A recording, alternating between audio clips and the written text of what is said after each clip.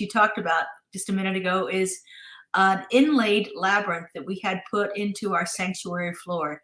And it has been one of the best things we could have ever done. The energy that is being created around the labyrinth experiences is just palpable. People walk in and they see it on the, because our chairs are over it during our service time, but they see it and it's like, oh my God, I can't wait to come back. And so we do monthly labyrinth walks. And what's been really successful is doing walks around like the solstice and the equinox and things like that. So we're excited to be able to offer that to people too. Different ways of bringing people in for an experience that they might not have ever had before. And that's what I really love about when we talk and you share about your center and your vision, is that it's really open at the top. Your vision is open at the top, of course, and that's the nature and of our philosophy, of our teachings that we are. And you're really embodying that because you want people to feel very comfortable with different kinds of spiritual practices and awarenesses that maybe may not fit in necessarily with a religious science practice or a modality. So it's very liberating what you're doing. It's really, really beautiful. Well, thank you. That's what transformed my life, was to have the experience of conscious connection with spirit, to have that experience of it. And that's what our whole vision is for this year. Our vision statement is transforming lives through the experience of connection, creativity, and love. And so it's about having that experience, because that's where we can sit and listen and we can hear everything and we can read books and we can do all this intellectual stuff, which is fabulous, but it never makes us connect with spirit. It's not until we have the experience that we'll embody it, when it becomes alive inside of us. That's when our lives are transformed. And I'm the kind of person that loves all of those different modalities. I try very hard not to take somebody's practice and distort it in any way that would be derogatory or detrimental to it. But it's about how I can use that practice in my life. What does it mean to me? Because if it comes alive inside of me, then there's something that happens there that changes the things that happen for me. And so, it's not that about misappropriating anybody else's belief system, but it's about, this is ancient wisdom. This has been around for thousands of years, and it has changed people's lives for thousands of years. What can it do in mine?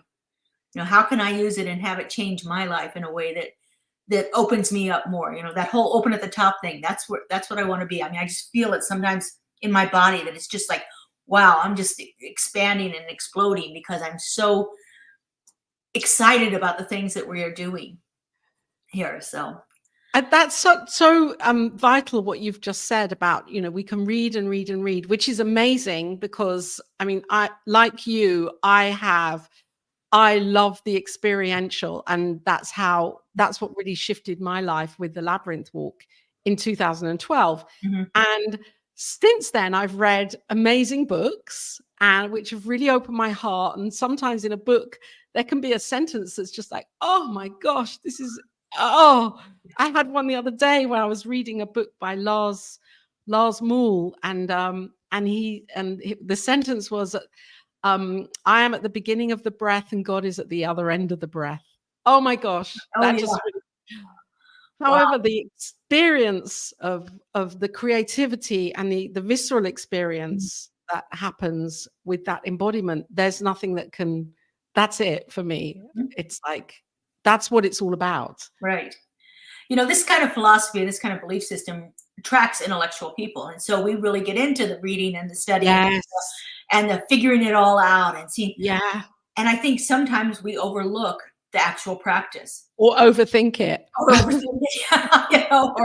think that the reading of it is the only practice that's involved there. I love the work of some of the mystics where they the Catholics call it lectio divina, where you're actually studying something. You're actually taking just that one passage and taking it deeper and going really into that deep dive with that one thing, like that sentence that you just spoke. Take that really and into our meditation, our contemplation, our labyrinth walks, our different experiences. Take that one statement and just spend the time with that. I mean, I often study Joel Goldsmith, and he would say, break it up into the single words, Right. and do a short phrase, Yes. and what does that one phrase mean? Recently, we just did an experience on Rumi, and people were commenting to me afterwards. It's like, these poems are just too complicated. I don't get it. I said, don't take the whole poem. No, it's too much. Take one line. And if one line is too much, take one phrase, and take that in, the one Rumi quote poem that I often use and is that one that, and I kind of use it in my own words, but it's out beyond ideas of wrongdoing and right doing. There's an empty field. I'll meet you there. And when two souls lie down upon the grass, then words like you and I stop making any sense. Well, that's out of a really long poem. And the really long poem gets convoluted and distorted, and you lose the meaning. But if you take those little bits of it and actually really begin to live that. One of the practices I learned early on is called Passages Meditation. It's by Eknath Eschwaran. And in there, he says, start with the prayer of St. Francis, which even in itself to me is too long. But he says you memorize the poem and then you take it and break it down into each one of these steps and take those steps in there. So for me, it's like, Lord, make me an instrument of thy peace. What does that mean for me? Yes. And then I spend certainly more than one meditation contemplating it. Often I spend a week or more. What does that mean for me? If I'm an instrument of peace, how is that showing up in my life? And taking those things and going deep with them, that really opens it up for us. And again, it integrates the whole intellectual part along with the, it's what our founder did when he studied all of his work. He would take different things and compare them and say, well, wait a second, this is the same truth that's in this one. So let me just focus on those golden threads of truth and leave all the dogma and the ways that other people think it should be practiced out of it. Mm-hmm. And we find those golden threads and focus on those. And find what works for us individually. Mm-hmm. Because when we do that, we're not then following a set of instructions. It's a more of, well, I've discovered this for myself, and this is the truth for me. This is what I believe, and this is how I can really empower myself by knowing it for myself. Absolutely. I'm a former science teacher, and so the experiment is for me. Let me play with this and see what I can do. Yes. Let me play with it. Experiment. Oh yeah, I love them. I just announced to my community I'm doing an experiment on prosperity right now, and so I have regularly tithe 10% to my center, and that's not been a problem, and I really like that. But I thought, how can I challenge myself to expand that? Not just give more, but challenge myself to expand that in a way that we'll experiment with that idea that you can't outgive God. Right. And so I've added 10% to what I was giving, 10% of that. Now I'm adding that at the end of every month, and I'm compounding it. And so I just want to play with it and see what I can do. And I told my congregation, I said, let's join me with this if you'd like to, and let's just see what we can do. Let's see what happens to our financial well-being when we do this experiment to see how well we can outgive God. That's so interesting. I heard a talk by Edwene Gaines once when she said, actually, the tithe is more than 10%. This was her teaching, that she's saying the tithe is 40%, but that would be too much for people to handle if she was to teach that. Yeah, exactly. Exactly. The other part I really like about it, and I know I heard this with Edwene. She's been at our center like 3 or 4 times since I've been there in over the 15 years. And it's all about that first fruits. It's about giving first, because giving first gives us faith. Yeah, it is a demonstration of the faith that we have in the principle and the faith that we have in spirit to provide everything that we need. And so that's what I love about it. All this whole thing with auto tithing now that we can do and things like that. When I first started doing it, I thought, oh, but wait a minute, I'm not consciously writing out a check here. So am I putting any thought into this? And then when I realized, oh no, you're giving first fruits, because it comes out before I ever have any way of distributing any of the rest of my money. Yeah, so and also you made the initial decision was the thought. Yes. Do it. Yes. Yeah. So now but I was arguing with myself. This is too passive. This auto tithing thing is too passive. I need to be more engaged in the process. And it's like, no, you are totally engaged, and you are showing your faith and your trust in the principles of the universe, that we are in abundance all the time. And your center, I mean, your journey with your center feels to me like it's very prosperously, you're held and nourished. I mean, you managed, you've sold one center and you've moved to the next center, and you had a journey with that, with construction. And there was a time last year, I think, when you were actually in the car park area on a Sunday, Sundays. And we had a 10-month period to get permits. We had to get a special use permit because we're a church, religious organization. And so we had to get a special use permit here in Clark County, and it took us 10 months to get that. And so it was like, are we ever going to get it? Because we'd already, we sold the building in 2020, didn't buy a new one until 2022 when we bought our new one. So that was a 2-year process. And then it was another 15 months before we could move into it. And that's like the other, not that there is another side to it, but the part of faith, isn't it? Mm-hmm. Where tithing, yes, first fruits, yes, and having that patience to know that the prosperous demonstration is unfolding. Yes. And sometimes, or often, we want it to happen now. We want the result to happen right here and now. Oh, well, I'm tithing, I'm doing this, I'm doing all of the right things. Why isn't the demonstration showing up right now? And the faith piece is the test, isn't it? For me, I believe that's the piece of, can I be patient enough? Yes. And allow. And can I be cognizant of when it does show up, but shows up in a way I didn't think it wasn't what I thought it should be. Yeah. Because it shows up in so many different ways. We do this experiment in my classes that we called unexpected good. And so I ask people to actually write down. I give them little business cards they put in their wallets. Every single time that you receive anything that can have a financial amount assigned to it, write that down, because we don't always recognize it. Right. Somebody buys you a cup of coffee, or takes you to dinner, or you get a coupon off of something that you're going to buy anyway. Yes. And if we start to recognize all of that, then we're more aware of actually how it's coming in, instead of that preconceived way that we think it should come in. Like, my financial good should be a X number of percentage of increase in my salary. That should be my good. And if I limit myself to that, then I've cut off a lot in my life. So it's like being aware of how it shows up. And do you think, for you personally, I'm really interested in your little bit about your story and background, and how you came into what it is about spirituality, or when it was that you as as the beautiful you said, that's it. I need to be a teacher of this, or I need to learn more as a student of this. However, before we get to that, I just want to say, I think the labyrinth, because the labyrinth is this meandering, when I walk a labyrinth, I think I'm getting to the heart, and I'm not. I'm really right out there, and then I turn a meander, and I'm even further away. But it looks like I should be right there in the middle. And that's kind of what we're saying, isn't it? That it's never linear. It's always going to be these beautiful turns and twists. And, I love the idea of that the labyrinth is a metaphor for our lives. So how you do the labyrinth is how you do your life. Yeah.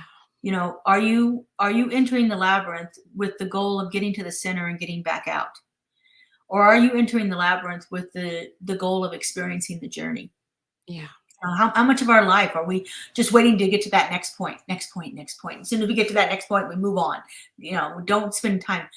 I encourage people, when they walk the labyrinth, to spend time in the center. Yes. Spend time actually in the center. I really encourage slow walking. That's why I love group labyrinth walks, because it forces you to walk slow normally. Yes.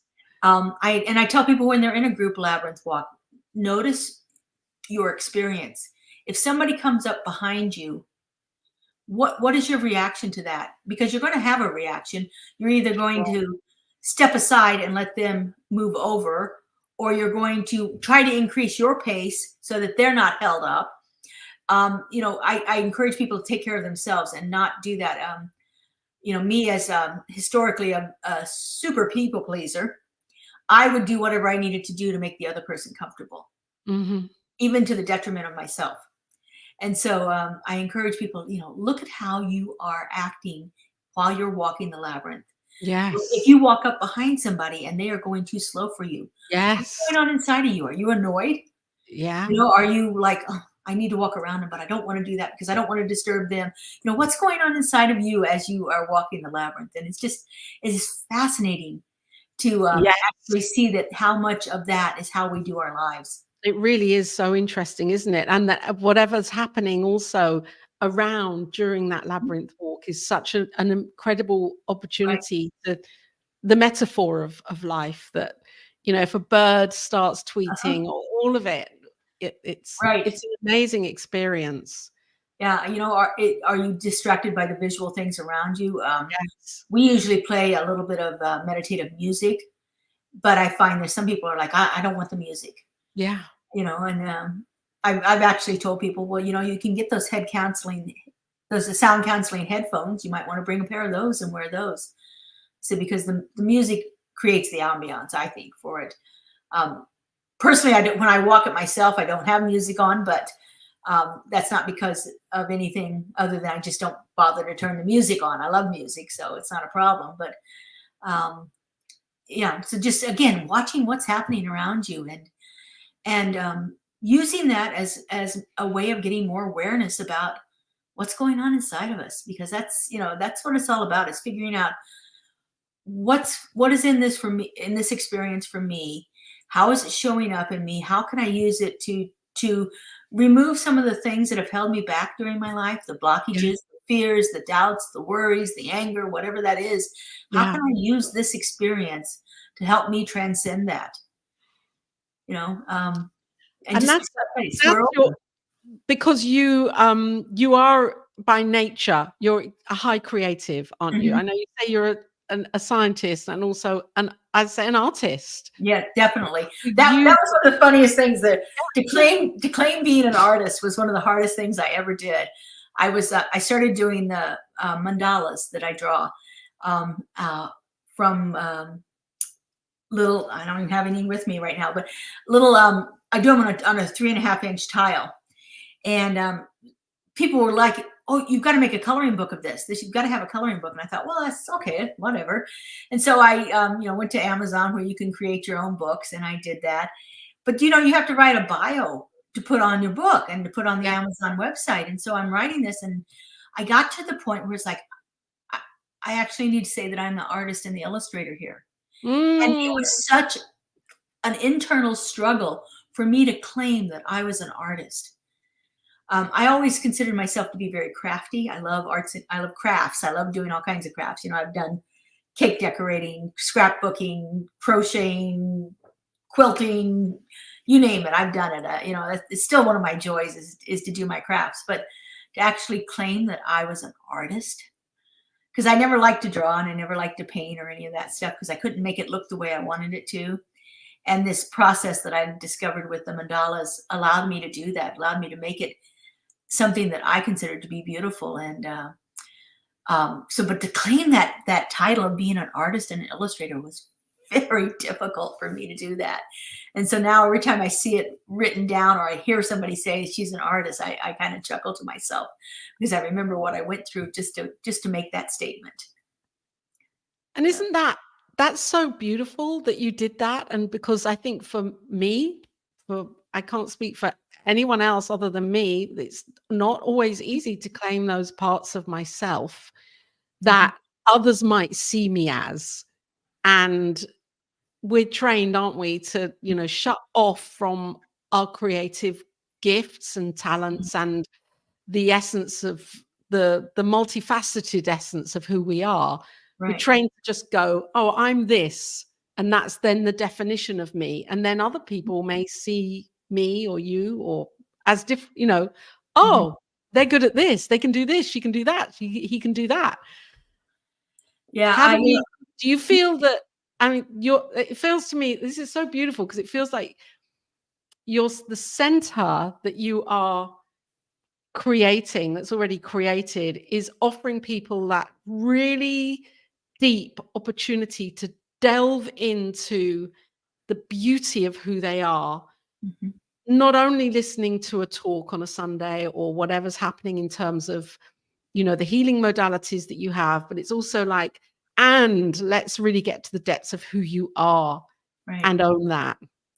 I said that we have the small group ministries that we are doing. And one of them that I set up is called Soul Crafters. And it's a monthly experience in some kind of craft or art. And so I've had I think 18 people each time. I've done it in January and did it in February. In January, we did my mandala workshop. And so I taught people how to draw my mandalas. In February, I love altars. And so yes, I brought in and set up 4 different altars and talked about what all the different elements. And then I gave everybody some air drying clay, and we created our own altar object to place on our altar out of the clay, because I'm also a potter. I love doing pottery. Oh my gosh. So it was so fun, and it was just, that was a great experience. This month, it's actually this Saturday, we're doing what I've been working on this last couple of weeks is it's coloring, but it's coloring using different media. So colored pencils, crayons, markers, glitter pens, all kinds of stuff. So I've got a couple here I'd like to show you if you don't mind. Yes, please. So this is one I did yesterday. Ooh. So it's a combination of like pastels. Yes, yeah. So they're those Pigma pastel pins and so forth, and then you can't really see it on the computer, but there's all kinds of glitter embellishments in here. The sparkly gel pens. So that's one of them. I'm into what I'm calling Dr. Seuss's garden. So it's like flowers. They're flowers, but they're not a flower that exists anywhere. So I've done a few of these. Otherworldly flowers. Otherworldly flowers. Love it. Oh, beautiful.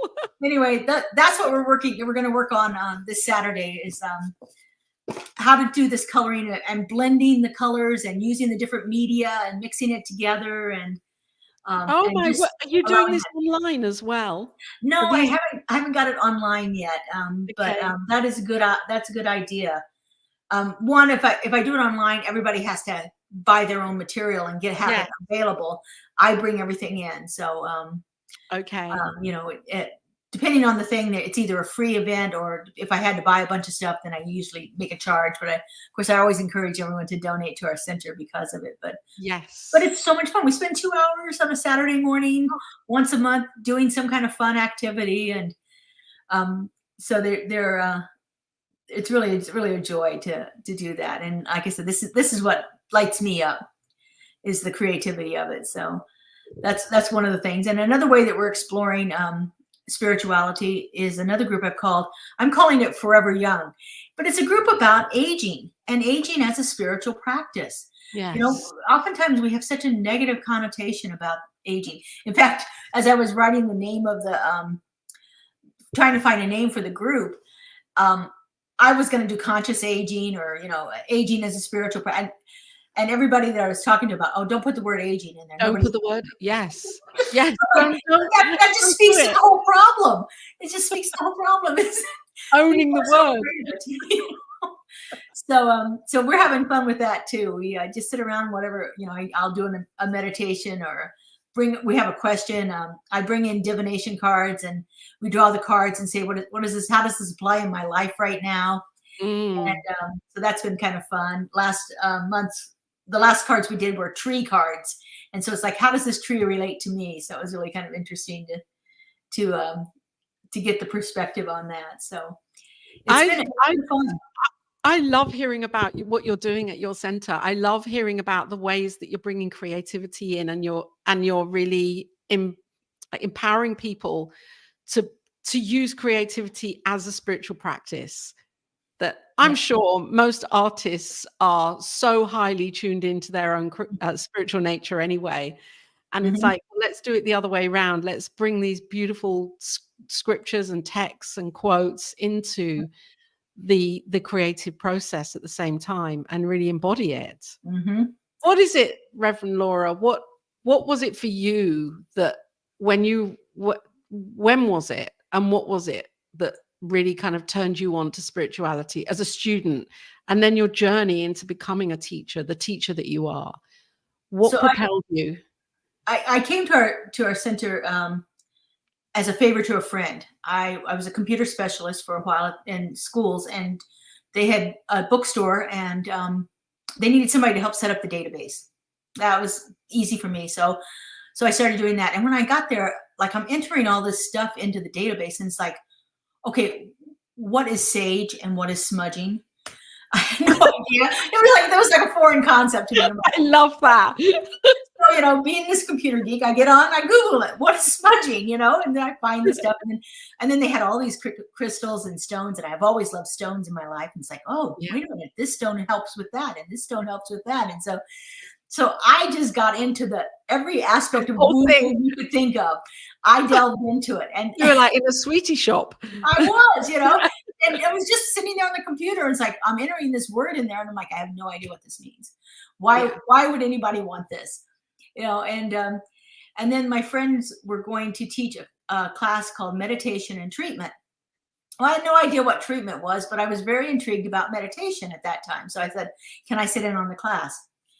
And so I did. And so treatment is our form of prayer, our affirmative prayer, spiritual mind treatment, we call it.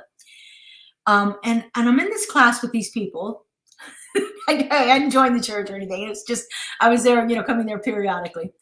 And these people are believing this process works. And I mean, I can hear it. I can hear the conviction in their voices. And I can, as they're talking about the effects that it has done for them. I thought, well, again, I'm a scientist.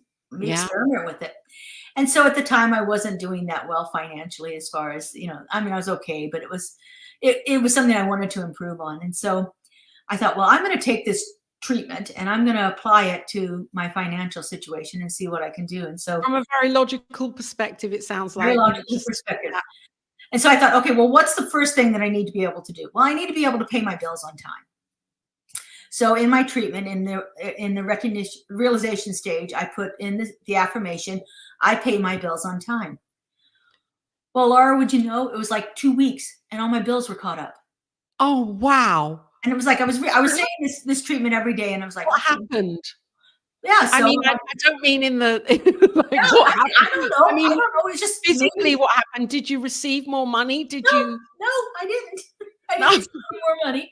It's just that, I don't know, things got cleared up and everything. Yeah. So I don't know, maybe it would have happened anyway. I don't know. I'd like to think it didn't. So I thought, well, let me see how I can expand this. So I changed my statement to, I pay my bills on time and I have money left over. Love it. What a nice concept, right? So, and the next couple of weeks, I looked at that and I had a nice balance. Everything was paid and I had a little bit of a balance in my checking account.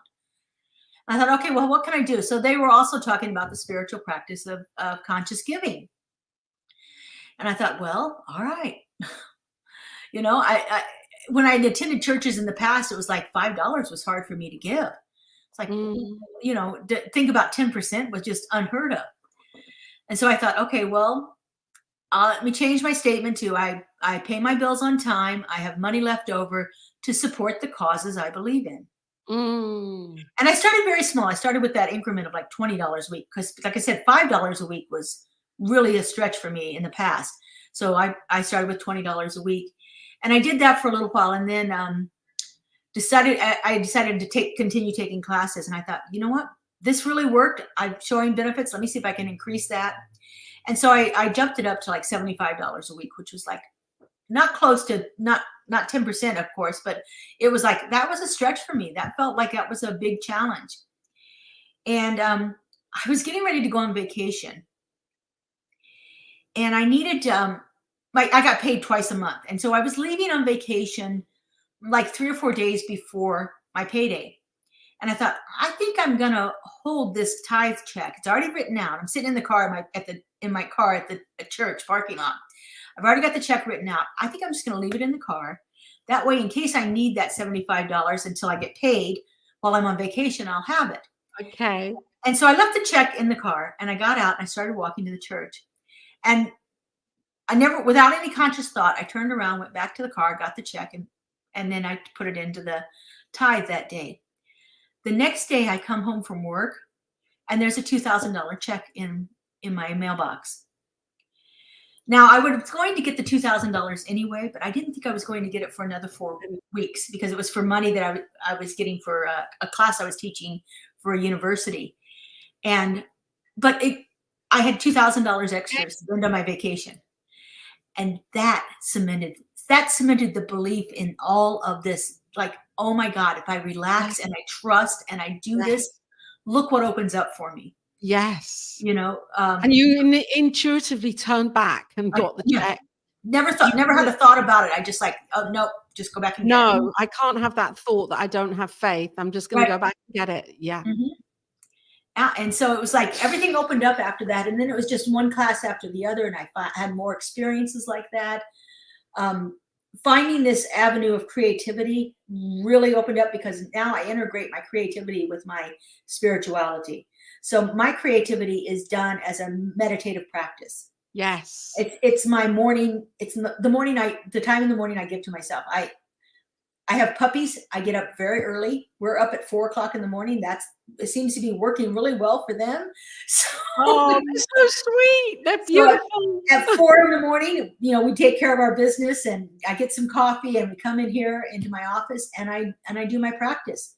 And I'll spend a good 45 minutes to an hour drawing, coloring, meditating.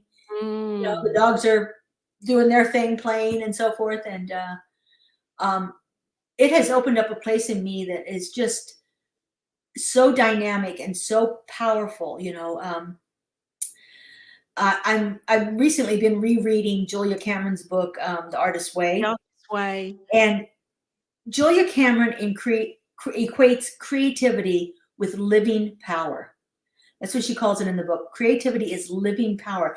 It's alive inside of us, and it is so powerful and so palpable, and it is such a dynamic force of inspiration, of motivation, of opening up ways of enlightenment that we didn't see before. I get so much out of just doing this art, and for me, it's a mindfulness practice because that action of my hand doing something.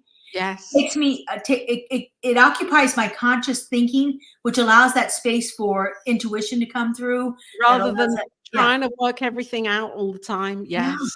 Yes. Oftentimes I take a question into my meditation and ask, things, whatever, if it's something that's pressing on my mind, I will ask that question. I often just ask the question, what do I need to know today? Because it's open-ended, just spirit, that's that whole speak, Father, thy servant heareth kind of thing. It's like, what do I need to know for my day to day? And just all kinds of stuff comes through. I keep a journal near me and I just write things down, or sometimes I write it on the card. Like if I don't have my journal handy, I'll write it on the back of my, whatever I'm drawing on or doodling on at the time. I just put it on the back of there so that I capture it in the moment. But I have found more creative flow coming through and more ideas and more ways of doing things and clarity about things that I am doing through engaging in creativity. One of my favorite books on creativity is Big Magic by Elizabeth Gilbert. And yes, she says that creative living is a path for the brave. It's not for the weak of heart. It takes a lot to put ourselves out there as a creative. Like I said, that whole claiming to be an artist for me was, I can't do that. I can't say I'm an artist, and it took bravery and courage to actually write those words down. And, for me, that has opened up so much, and it's led to this happier life. I mean, I was talking last night on our Wednesday service about shame and how we can release shame through mindfulness. And as I was sitting there preparing for it, I was thinking, when was the last time I had a shame incident? Because that used to be a big problem in my life. I would have these things that would trigger an embodied feeling of shame, like it was like palpable within me. And I thought to myself, oh my God, it's been at least 18 months since I had a shame triggered event.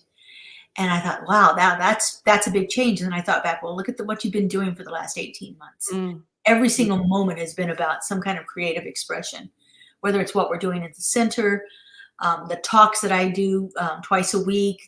I'm currently working on 2 books. So it's like, exciting things are happening with all of that. I'm working on a labyrinth book, and then I'm working on a book of helping people teach spiritual classes, like a creativity book, not a creativity, a teaching book on how to do, tips and tricks for spiritual teachers kind of thing. So they're both halfway in process right now. So, oh my gosh, that sounds incredible. And are you using creativity for that? oh, That definitely, well, yes. definitely finding that time. It reminds me of like, how can I be a child, that childlike, how can I tap Mhm. into that childlike wonder and, reduce the overthinking and the overanalyzing and the over intellectualizing and come back into that place of how can I have fun with this and enjoy it and be the vessel of creativity, Mhm. bring that, really open my life up, like fully, fully, fully to creativity. What would my home look like? Right. My life look like? What would it would be a completely different experience. I'd have art things everywhere. Oh, well, that's funny. I don't even see the pictures. Oh, they're over here, these pictures. So I just bought a new home, and I decided the only art that's going to be on the walls is something I've created or something Yes. that somebody I know has created. That's the Yes. only thing. So these are pictures. They're it's original art that I drew. Then I put it in. I have a machine called a Cricut, which does all kinds of wonderful things. It's a great crafting thing. And I created vinyl labels, vinyl stickers out of it, put them on canvas and framed them. So that's the only art that's in my home, is something either I've done it or somebody that I personally know has created. And so it's like I'm not doing anything else. I'm not doing prints from that I can Yes. buy in the store or anything like Yes. that. This is going to be stuff that Definitely. I have created. So it's creating, how can we create a life of like what does self-expression really Mhm. mean? That I'm going to take that into my meditation practice. What does self-expression really mean for me? Right. And how can I live into the fullness of that? There's so many ways that we can be creative. Like I said, every single thing. I mean, even the mundane things of like cooking and cleaning and things Yes. like that. How can I be creative with it? How can I Yes. bring some joy into it? How can I liven this up and you know make it part of my life as a positive experience and not a chore or a drudgery. You know, Because we're all going through seeming mhm, challenges. We're all mhm. going through, to whatever degree we are. There's all sorts of things that are going on in everybody's lives, and it's a choice, isn't it? What It we is. choose to focus on, where we put our attention, and how we can open up ourselves more to this beautiful creative essence of who we are. Mhm. And I wish your center was here. Oh, I wouldn't mind being back in England either. So I lived there for 3 years when I was a child. So You, I did. Yeah. where were you? Where were you living? We were around London. My father was in the Air Force, so we lived in South Ruislip, Chelmsford, St. Peter, and Crowley. Those were Crawley. three different areas that we lived in. Oh, that's up the road from here, Yeah, Crawley. yeah. Yeah. We lived in a council house in Crawley. Oh, wow. Beautiful home. It was just so They wonderful. gave you a home. That's Yeah, beautiful. yeah. So yeah, we So what's next for you, Reverend Laura? What do you think? Not that I want to go on to your what next, because you're actually what you're now is what's next. It's like, well, but I mean, I how do you see this? Like, it's a movement that you're creating here, yes, it a is. creativity movement, a self-expression movement. It is, How and I'm integrating that into the work I'm doing at my center in the best ways that I can, any way that I think of, anything that comes up. If I can bring a creative experience into it, it's alive. It's a right? powerful the transformative force.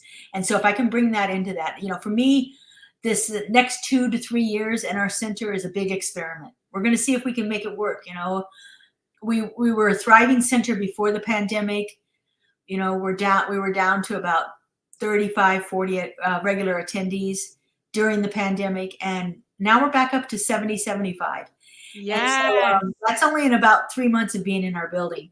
So wow. I'm thinking that something really powerful is going on here. And so it's just, for me, it's finding all those ways of getting people into our building so they can see what's here.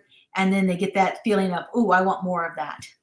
And so when they get that feeling of, I want more of that, or I want what she's having, that kind of experience, is like, okay, then we've got them.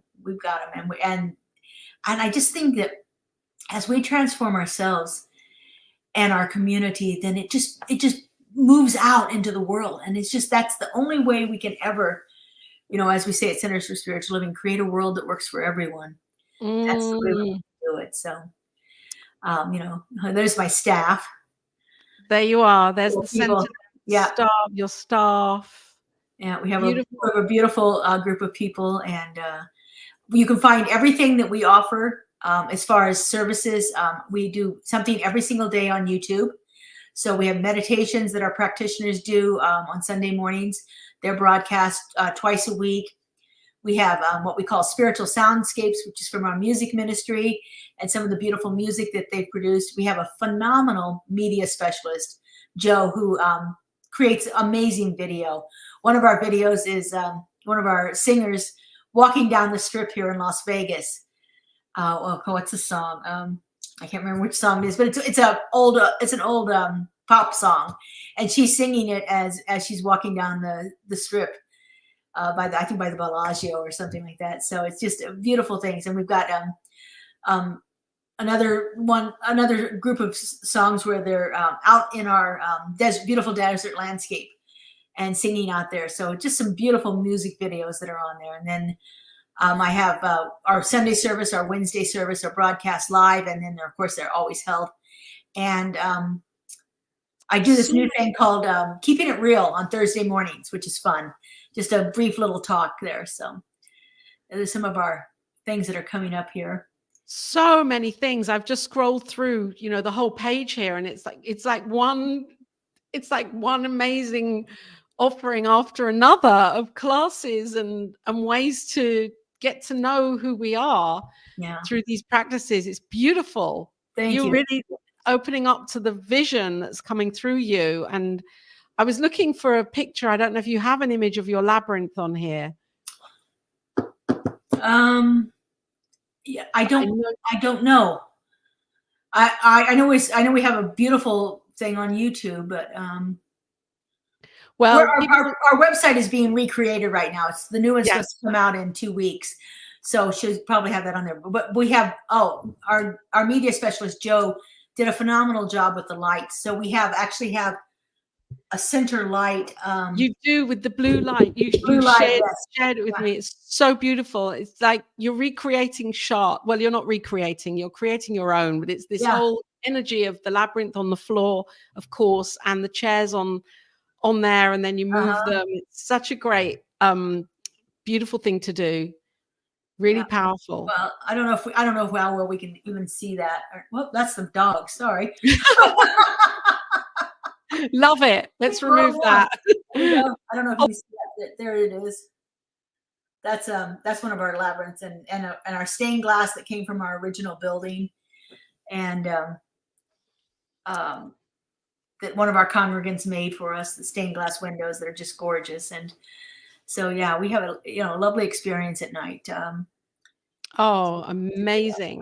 Amazing. So I'm just going to put these up here. This is your website address so that people can, if you're for viewers, listeners, it's if you're listening to this on a podcast, it's cslglv.org.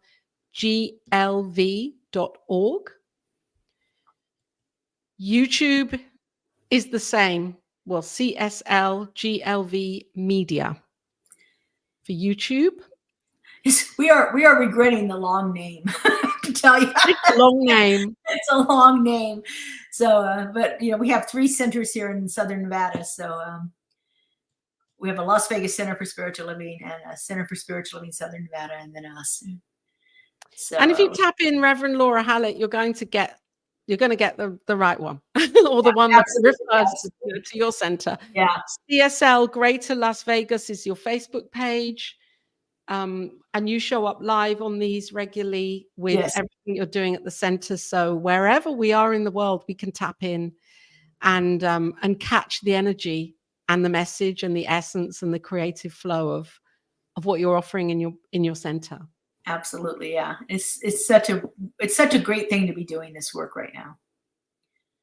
It's perfect. It's like you've tapped into something so different, and yet it's not. It's that maybe there's been such a focus on speaking it and listening to words, and that now it's about how can we really be it. Yeah, exactly. That's what came through in our visioning. We did a community visioning last November. I brought 35 people together, and we did 15 visioning sessions. And what came through was it's about the experience. Yes. People are longing for the experience of connection with each other, with spirit, with their own inner knowing, all of that. They are longing for connection. And so if we can find the ways to provide the experience of connection in their lives, then I think that's what's going to transform things.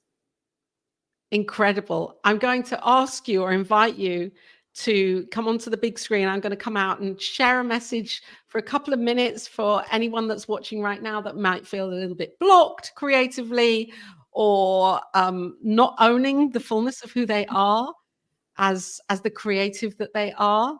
Would you share on that for a couple of minutes to inspire? Sure. Elizabeth Gilbert says that creativity is living an amplified life. It's a bigger life. It's a happier life. It's more expansive. It's more filled with joy and love and peace and everything that we're longing for. So that when we find a way that we can silence our inner critic, because that's what holds us back, is that little voice inside that says, oh, this isn't good enough. Nobody's going to like this. Find a way to silence that. And that's through our spiritual practices, prayer work. If you're not comfortable doing prayer work for yourself, I can't overemphasize the power of asking for prayer. When we ask for prayer, we open up a space for spirit to rush in.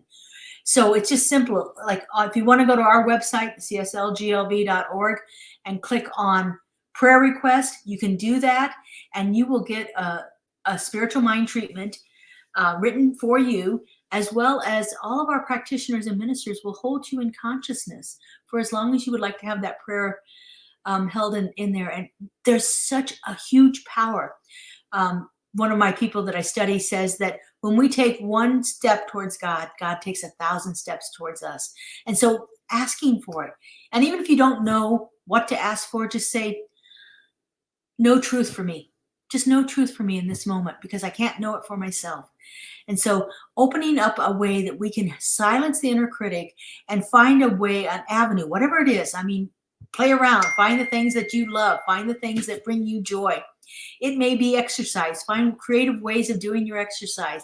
It may be cooking, find new recipes to bring in, or new techniques, or go buy a new pot and find the different ways that you can actually begin to be creative in every avenue of your life. I know that it will create that expansive life that you're looking for.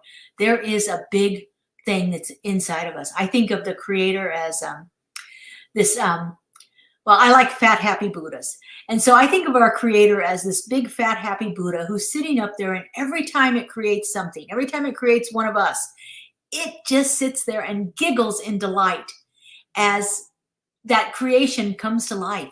And that's what I do. When I create anything, I actually get this smile on my face that is just unstoppable, because there is this energy about it. There's this joy that happens with it. There's this way that we can become more of who we're meant to be by opening up to that spirit and allow spirit to create through us. Spirit is creativity in action. And so let it be in action in your life. Let it be that place of power for you, that place of joy for you, that place of expression for you, because there's something magnificent inside of each one of us that's waiting to come out. And we just need to open out a way open out a way for the imprisoned splendor to emerge.